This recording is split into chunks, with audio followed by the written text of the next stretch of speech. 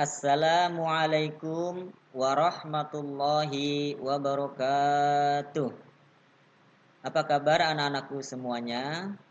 Alhamdulillah kita masih belajar bersama dalam pelajaran pendidikan agama Islam dan budi pekerti bersama Pak Mufid di kelas 4. Anak-anakku sekalian, sebelum kita lebih jauh membahas tentang materi yang akan kita pelajari pada kesempatan hari ini, marilah kita bersama-sama berdoa sebelum belajar.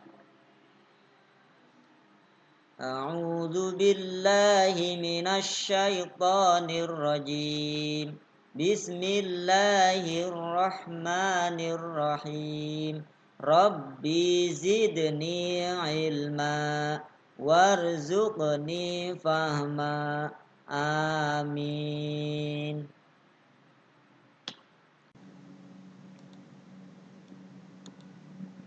Anak-anakku sekalian, pada kali ini kita sudah memasuki bab yang ketiga tentang indahnya saling menghargai dalam keragaman. Namun yang Bapak akan bahas pada kali ini adalah pada subbab keragaman sebagai sunatullah. Jadi keragaman itu sudah menjadi sunatullah. Apa sih sunatullah itu? Sunatullah itu merupakan ketentuan atau ketetapan dari Allah. Sudah menjadi hukum alam. Ada laki-laki, ada perempuan, ada Jawa, ada Sunda, ada Kalimantan, ada yang bahasanya bahasa Batak, ada bahasa Sunda, ada bahasa Jawa.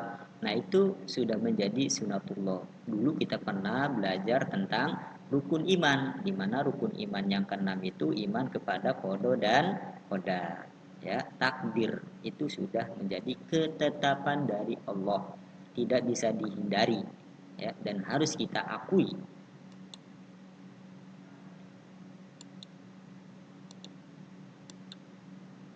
Pernahkah kalian bertemu dengan beberapa orang dari berbagai suku dan bangsa lain, di mana kalian pernah bertemu dengan mereka? Apa yang kalian lakukan bersama mereka? Nah, kalian tentu pernah melihat orang-orang dari berbagai bangsa atau suku di dunia ini. Kalian mungkin pernah melihatnya di televisi, ataupun di medsos, atau melihat secara langsung bertatap muka dengan mereka. Perbedaan di antara mereka tampak jelas dan nyata. Ya, misalnya dalam bentuk postur tubuhnya, mereka itu tinggi besar, kita kecil-kecil, bahasanya pun berbeda. Ya, bahasanya ada yang Inggris, ada yang berbahasa Arab, ada yang berbahasa Mandarin, kemudian karakter dan agamanya pun berbeda. Ada yang Muslim, ada yang Kristen, ada yang Yahudi, ada yang Buddha, ada Hindu, dan lain sebagainya. Ada beberapa bangsa yang hidup di negeri kita tercinta ini. Ada bangsa Melayu, ada orang Arab, ya, seperti apa bentuknya orang Arab. Kemudian ada orang Cina, ya. Orang Cina itu seperti apa? Mungkin matanya agak-agak sipit atau gimana. Kemudian ada orang Eropa, ada orang Afrika, ada orang Amerika, dan lain sebagainya. Banyak sekali, ya, bangsa-bangsa yang hidup di negeri kita ini.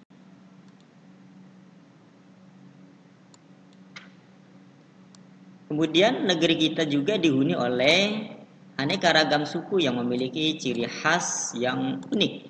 Seperti halnya pakaiannya, orang Minang itu ciri khas pakaiannya seperti apa, orang Batak itu ciri khas pakaiannya seperti apa, orang Dayak itu ciri khas pakaiannya seperti apa. Mungkin kalian pernah melihat di TV dalam acara apa yang berpakaian yang berbeda-beda, yang unik-unik itu. Kemudian bahasa pun berbeda-beda. Ada bahasa Jawa, ada bahasa Sunda, ada bahasa Minang, ada bahasa Batak, ada bahasa Dayak, dan lain sebagainya. Kemudian makanannya pun berwarna-warni, makanannya pun beragam, ya. Mungkin kalian pernah lihat seperti masakan rendang, masakan soto. Soto pun banyak tuh, ada soto Banjar, ada soto Betawi, ada soto Bogor, banyak sekali ragam makanan yang kita punya ini, dan itu diakui oleh dunia.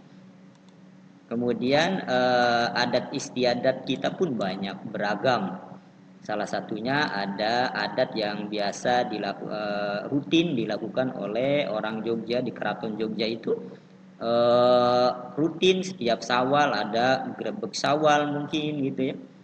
Ya, pernah lihat mungkin di acara-acara televisi atau di daerah-daerah lain, seperti halnya umpamanya ya ada kegiatan karapan sapi di Madura. Banyak sekali ya adat istiadat yang ada di negeri kita tercinta ini, dan itu harus kita hargai dan kita hormati. Lalu negara kita juga dihuni oleh suku-suku yang begitu banyak. Nah, ini ada beberapa suku-suku yang terkenal, yang besar yang ada di Indonesia. Itu ada Minangkabau, ada suku Dayak, ada suku Jawa, ada suku Sunda, Bugis, Ambon, Betawi, Batak, dan lain sebagainya. Banyak sekali yang tidak Bapak sebutkan satu persatu.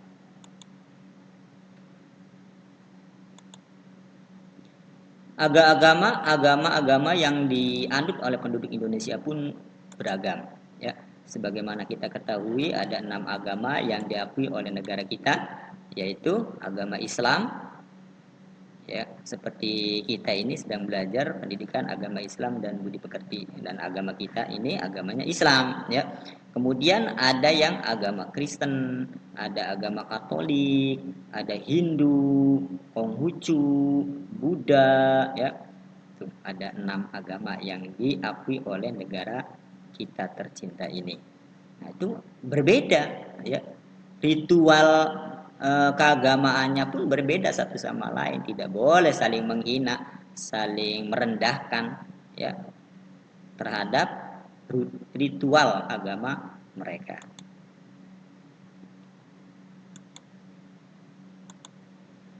Allah menciptakan keberagaman itu tujuannya adalah agar kita saling mengenal satu sama lain, ya. Jadi yang tadinya kita tidak kenal, ya kenal jadinya. Jadi tahu, yang tadinya tidak tahu kita menjadi tahu. Coba kalau kita ini tidak beragam, jadi kita tidak tahu dengan perbedaan orang lain itu seperti apa. Nah, dengan keragaman hidup menjadi berwarna dan menjadi menarik, ya, seperti pelangi. Pelangi itu indah kenapa? Karena berwarna-warni, ya. Karena berwarna-warni. Coba kalau pelangi itu tidak berwarna-warni, maka tidak menarik. Begitu juga dengan keragaman, ya. Negara kita itu sangat indah karena keragamannya. Ragam budayanya, ragam agamanya, ragam sukunya, ragam bahasanya, ya. Kita bahagia, kita harusnya bersyukur hidup di negeri kita ini yang tercinta ini. Juga menjadi menambah wawasan kita, menambah pengetahuan kita. Yang tadinya kita tidak tahu menjadi tahu. Oh, ternyata ada loh soto Betawi, loh ada ya gitu. Masakan rendang kok enak. Nah, itulah ya keberagaman yang ada di negara kita. Nah, dengan keragaman jangan dijadikan alat untuk memecah belah satu sama lain. Seperti beda agama lalu kita menghina agama tersebut, atau beda suku, orang Jawa menghina orang Sunda, atau orang sebaliknya orang Sunda menghina orang Jawa, itu tidak boleh, itu harus dihindari. Ataupun mengolok-olok mereka, atau bermusuhan, ya, satu sama lain karena perbedaan suku, karena perbedaan agama, itu tidak boleh, itu harus dihindari. Kemudian membenci satu sama lain atau merendahkan satu sama lain, itu harus dihindari dalam negeri tercinta ini. Nah, keragaman harus dijadikan alat pemersatu, seperti saling menghormati satu sama lain walaupun berbeda agama, berbeda suku, berbeda bahasa, dan juga menghargainya. Saling gotong royong, saling kerjasama, saling memaafkan, dan juga toleransi satu sama lain. Tidak boleh ada orang dari agama lain mau melakukan agama terus kita melarang. Hak mereka, ya. Kita hargai dan kita hormati. Itulah toleransi.